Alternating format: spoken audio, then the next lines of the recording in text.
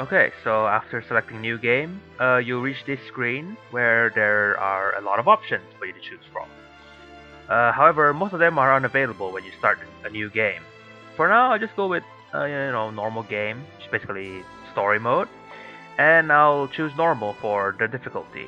There is a battle royale mode, and it's literally just like battles with no story at all, and that's available after you beat the game at least once. The moon phases have to do with the game's elemental affinity system. I'll go into more detail later, but we'll start with fire for now, I think. Yeah. I'll skip the prologue. Basically, I'll skip the story part, the history and the gameplay. Chapter 1. Mini tutorial will pop up real quick. Help you get started. Here we are. We're on the map screen of the game. You can come back to the screen anytime by clicking on the map icon, as long as you're like not in battle or anything.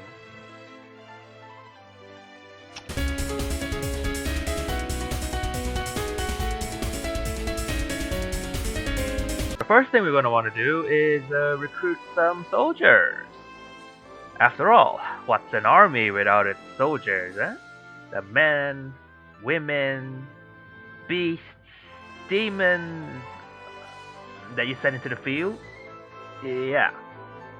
To recruit units, you need these items known as medallions. And with medallions, you can hire units from all kinds of different races. Got stuff like, let's see, demons, humans, dragonkin, undead, synthetic creatures even, and it's just so many units that we haven't yet unlocked. I mean, look at this Yamato one. Like, we basically only have the samurai, right? So every time you first unlock or forge a new medallion, new units will become available.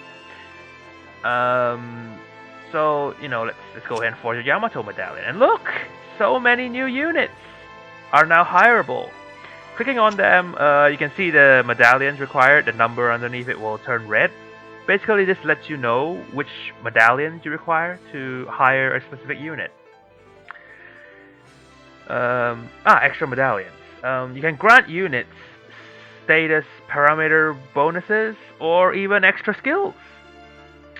And if you hire units during a specific elemental moon phase or during the day and the night, they may gain bonuses to stats or suffer reductions to stats. So like it's the afternoon, you can tell because everything's bright, nice and bright. So yeah. So let's say, for example, I want to hire. Let's go with the swordsman. He's a wind type, and humans are not nocturnal. So, the best time to hire him would be on a wind moon phase during the day. Although, you can tell whether or not it's a good time to hire them depending on the smiley face next to their cost. So, as long as it's like super happy looking, then you can just hire them, I guess. They're really happy to be working for you. You can see the status bonuses with like the up arrow. So as you can see, the swordsman requires a strength medallion, a sword medallion, and a spear medallion. Those three are required, but let's give him some extra medallions and give him a nice title. So any medallion we currently own, or we can forge them if we want to give him a specific title. Basically, clicking on a medallion on the bottom left will show you what kind of titles you can give him. The left arrow is a prefix, and a right arrow is a suffix. Double arrow just means you can put it anywhere. You can choose titles based on how cool they sound, though it's usually a better idea to see what skills or status boosts. But I say both, right? Something cool and useful. Okay, how about Chaos? Chaos Survivor? Yeah, Chaos Survivor. Awesome. This gives him extra attack power and the self-healing skill, which is quite useful. Experimenting with different medallions that grant different titles and effects can be quite fun, I must say. At least I had fun, You can even change the name. Okay, let's change the name. How about how about adventurer, right? I mean, it kind of gives me that adventurer feel. Heck, it even says so in its description. An adventurer who takes pride in his dexterity. Yeah, so okay, we'll go with this name. Giving them specific names can actually make you get more attached to the unit.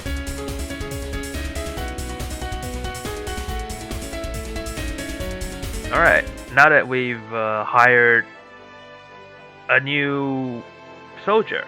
Look at the poor guy, he's only at 1 HP. Alright, let's toss him into a unit division and then we'll heal him up right after. Where to put him? Division 1 with Loki. They were missing a Blade Master, the sword guy, and a destroyer. So let's give him a Blade Master, yeah. Let's see. Lancers can still do well in the rear guard, so let's move the Garrote Lancer back, and we'll put the Swordsman Adventurer up front. Actually, if you want to think about unit synergy and stuff like that, alright. Let's move the Garrote Lancer down to Division 2. This way, you got a pretty solid team. First of all, you got a Guardian unit. Okay, this one draws enemy fire and protects allied units. And then you got your Blade Master and your Lancer for offense, right? And you got a Destroyer who specializes in taking down other enemy Guardians, a Marksman who can attack from range, and a Caster who can support allied units with healing and attacking enemies with defense ignoring magic attacks. And look at that, the Worm Queen, right? Her demonic healing skill. This skill only works on units of the demon race or undead units. So you're thinking about synergy, right? Look at all the members of this division. They're all either demons or undead. You can tell from the race part, like DMN for demon and DTH for death, basically undead. So knowing the advantages and weaknesses of individual units, as well as what they can contribute to a unit division, can be quite important. Can be a quite important part. Something you should consider when building your divisions. So I've been babbling on about Guardians, Blade Masters, whatever, right? So how about we go over the unit types real quick? Okay, so these are Blade Masters. Okay, the swordy guys. They got Lancers below them. And then we got Marksmen, Casters, Guardians, Destroyers. Now, okay, imagine they're going like a loop, like a circle. So, unit types are weak to the type below them, but strong to the one above them. Okay? So, Blade Masters, okay, they dominate Destroyers. They are really strong against them. But at the same time, they are weak to Lancers. Okay? The unit type below them. Whereas Lancers are weak to Marksmen, and basically that's how it goes. They're strong against the one above them, weak against the one below them. Yeah, you get it. Okay, Commander units. Okay, these are story-centric units who have access to these things called tactical skills. Really strong skills that can even change the tide of battle if you use it wisely. I'll go over that a bit more later.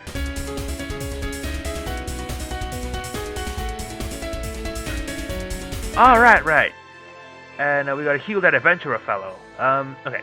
Just click on the injured unit to heal him up. Or the division number if you want to heal that specific division. Or, make use of these two really helpful buttons. It costs gold to heal them though, so you might want to be careful on that. Okay, so here you can set what the division will do, like your orders to them, as well as set their fighting style. So, under status, ATK means they'll follow you behind battles and raid enemy territory, like taking out stragglers that your main forces could not defeat. Defense, well, they'll automatically intercept enemy forces attacking your territory. And rest is pretty self-explanatory, I think. They'll heal up every turn. This becomes very important later on into the game. You don't want to micromanage every single battle as the flames of war spread over the continent. So, by setting these orders, these status changes, your unit divisions will fight battles automatically for you. fighting style really just dictates what status bonuses they gain during battle. Attack for attack, defense for defense, speed for speed and morale. You can even confirm, the commander unit's tactical skills, as well as what you pay troops for every battle they participate in, per division.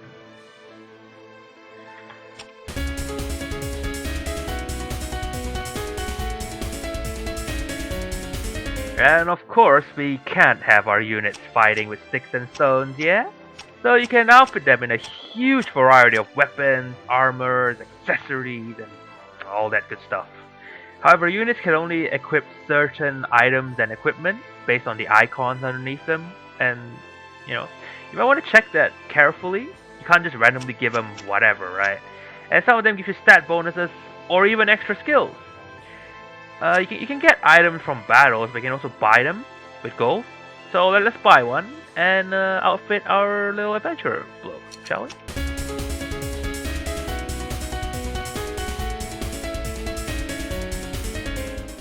Back to the map screen. Let us be off to battle! So click on an enemy icon to enter the preliminary battle preparation screen. Okay, so here you can check the individual status of allied units or even enemy units. Basically their status, their skills and whatnot. You can even check the status of units in other divisions by clicking on it. Make sure your units are all set to go into battle. You might want to pay attention to the terrain, by the way. Shows you what types of units stand to benefit and which ones will suffer status reductions in the current battlefield. Alright, let's choose which division we want to send into battle. We'll go with the first one. Click sortie to go into battle. Okay, so in battle, you can click on an enemy target, like it'll set them as a priority target. So your army will prioritize taking that one down first. You can even change their fighting style in combat, so choose depending on the situation. And by the way, the moon phase, basically if the elemental affinity matches, like Loki's fire during a fire moon phase, he's stronger. Alright, let's click attack to begin battle, right? So, let's go. Sorties are 5-turn battles, and obviously you either win or you lose, and if it's a tie, well, you still either win or lose depending on how much damage each side takes. And we won with 0 losses. Amazing. Well, it's the first battle, of course we'll do well. Right, so we got some items from that battle, so let's go outfit another unit. Yeah, okay, this will do. So one thing, after every turn, the time of day will change. One thing to keep in mind at night is that units that are nocturnal are stronger at night, and those who aren't will suffer defense penalties unless they have specific skills. So, yeah, this Division 2 has a lot of nocturnal units, so they are much stronger at night.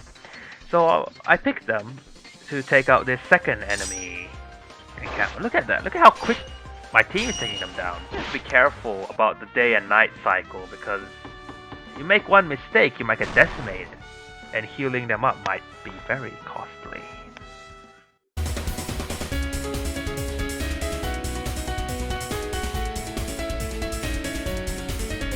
Okay, so we won that battle. Let's build something, yeah.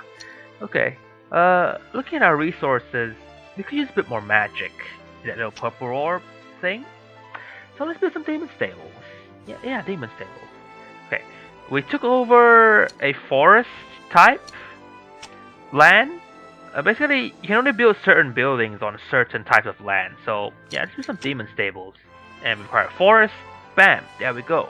Just like that. Make sure you don't just build things randomly. They cost a lot of gold. And opportunity cost is still a thing. You build one thing, you can't build another thing. So maybe build based on like a future strategy or what you need in the moment.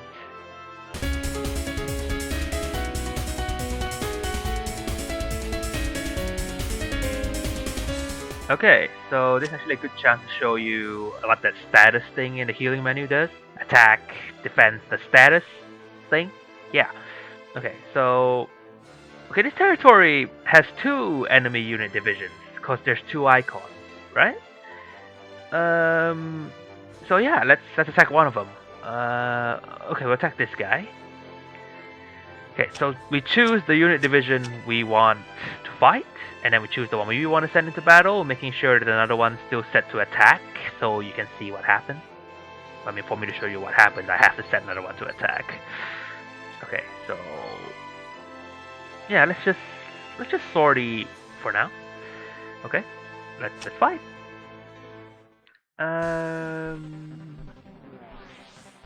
Let's see. Well, we'll win this. Let's give it a bit. Yeah. Look at that. The cleaning house.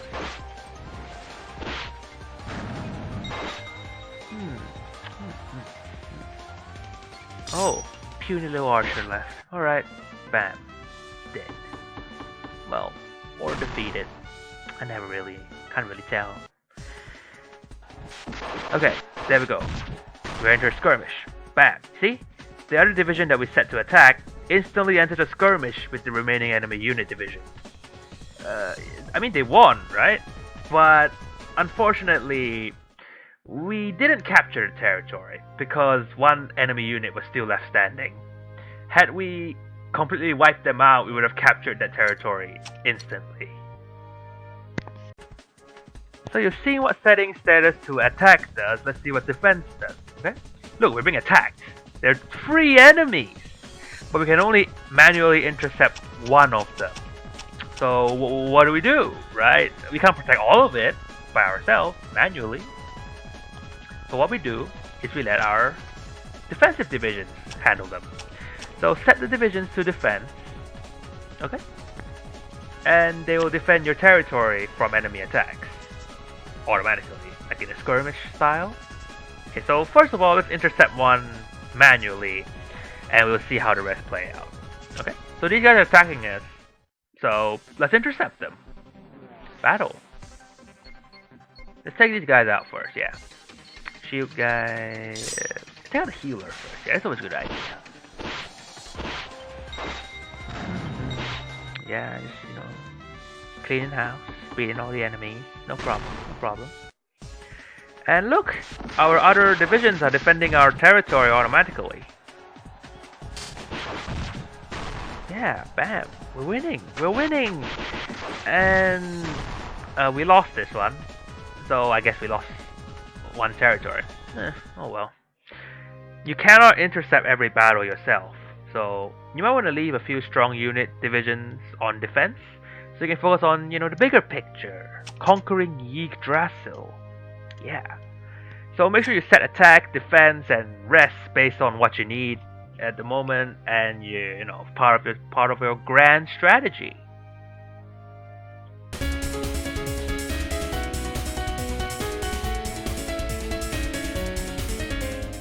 Right. So I talked about tactical skills earlier when we were discussing commander units.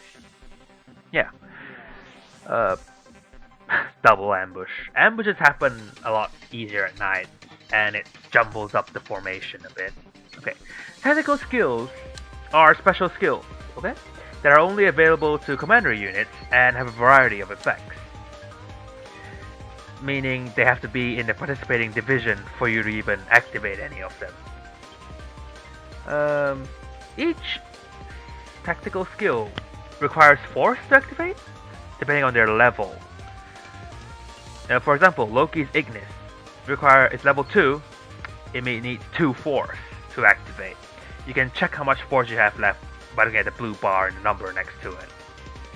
Setting a tactical skill sets it, the little pin on the top right. If you have enough force saved up, it will activate. You can set it without enough force, but it won't activate unless you have enough force. So bam, there we go, tactical skill.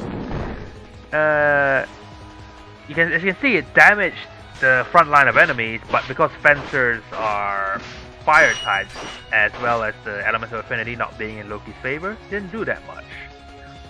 Tactical skills aren't always offensive. They can come in the form of buffs, debuffs, healing, all sorts of things, For example, Loki's Assault Stance, his second skill, it buffs allied soldiers. So, okay, let's go. Boom.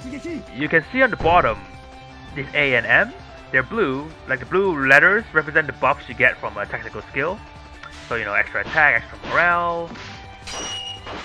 You gain force the more morale your soldiers have, and fighting battles increases force, even automatic skirmishes. So saving force and only using technical skills during times of crisis is a viable strategy. So maybe try not to waste your force, like, without thinking.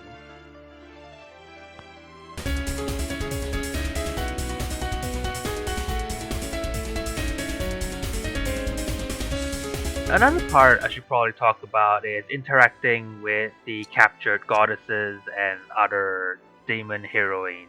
So going into the call menu, you can see any, demon heroines who've joined you and the captured goddesses.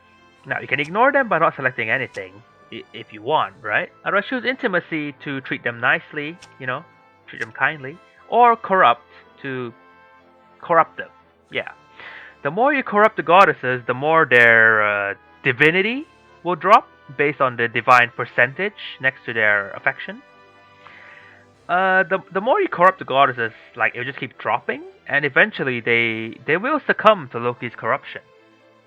Once the corruption or intimacy parameters reach a certain level, after a few turns have passed, it will raise. And look, you unlock a personal call event. These are based on intimacy or corruption reaching a certain level, and you can click on it to view it if you so wish. And I think that about wraps up the mini tutorial, gameplay video. I'm not entirely sure what you call this, but I'll go with gameplay video, yeah. Thank you guys very much for watching all the way until the end, and we at Ninetail certainly hope that you will consider supporting our Kickstarter to bring Venusblood Frontier overseas, in English, localized. Thank you very much. By the way, if this video, or the Kickstarter interests you, like piques your interest in trying it out for yourself, there is a trial version available for download from the Kickstarter page. So why not, download it and give it a try for yourself? I'm sure you'll have fun. Right. Certainly hope you found your support. Thank you.